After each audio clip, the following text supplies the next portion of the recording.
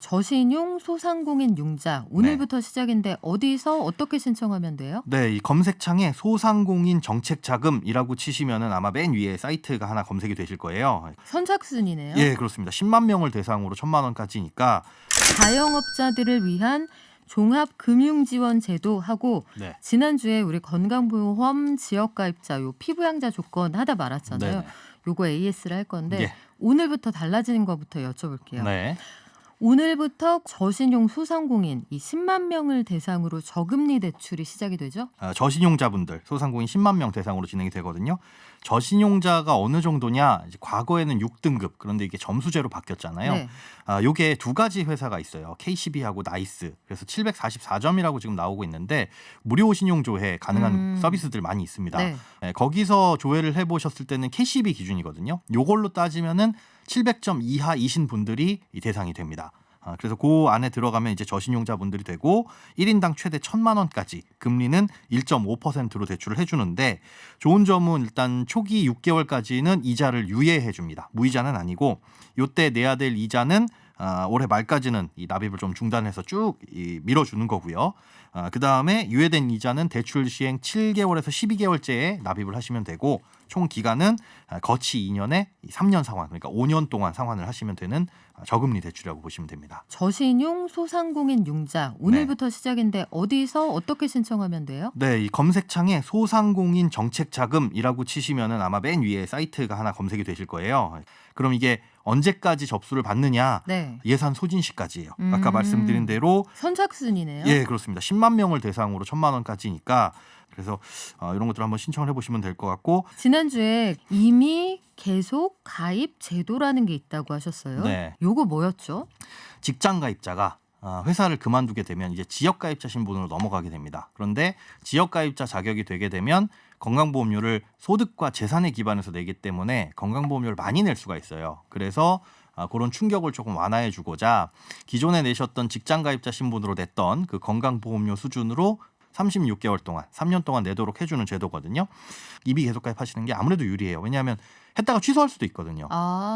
그렇군요. 반대로 이제 안 했다가 네. 나중에 가서 이미 계속 가입을 할 수는 없는 거라서 이게 퇴직 후에 신청할 수 있는 기간이 정해져 있죠. 네, 지역 가입자로서 건강보험료 고지서가 날라오면 그 납부 기한으로부터 2개월 이내입니다. 내가 직장을 그만뒀다. 네, 그래도 직장에 다니고 있는 배우자나 자녀 위로 올라갈 수 있잖아요. 그렇죠. 요 피부양자로 들어갈 수 있는 거죠? 네, 그렇습니다. 이 근로자로 있다가 뭐 실직하거나 퇴직하거나 퇴사하거나 이렇게 되면 자동으로 이제 직장 가입자에서 지역 가입자로 전환이 되는데 그럴 때 이렇게 묻어갈 수 있는 자격이 된다라고 한다면 피부양자로 들어가면 되거든요. 직장 가입자한테 건강보험료 부담이 더 늘어나거나 하지는 않습니다. 요건이 강화됐다면서요? 네, 그렇습니다. 이게 소득 요건이 조금 더 강화됐어요. 2018년 6월까지는 이게 공적연금, 금융소득, 그다음에 근로나 사업소득 각각 4천만 원 초과하지 않으면은 상관이 없었거든요. 근데 이게 조금 강화돼서 이제 올해 6월부터는 1단계가 적용받습니다. 연간 소득 3,400만 원 이하여야 피부양자가 될 수 있고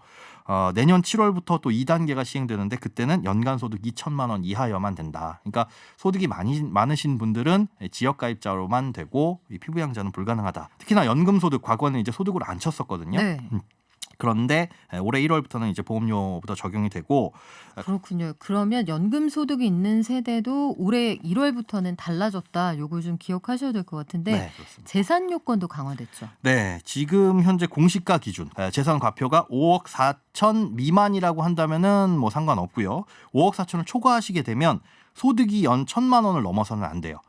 참고를 하실 때 이런 이제 재산을 따질 때는 부채는 차감을 하지 않아요. 그러니까 6억짜리 집이 있는데 내가 3억 원 대출입니다라고 하더라도 재산으로 잡히는 건 6억 이렇게 보시면 됩니다. 요게 지금 1단계 적용인 상태인 거고요. 내년 7월 강화가 되는데 재산 과표가 3억 6천 미만으로 확 떨어집니다.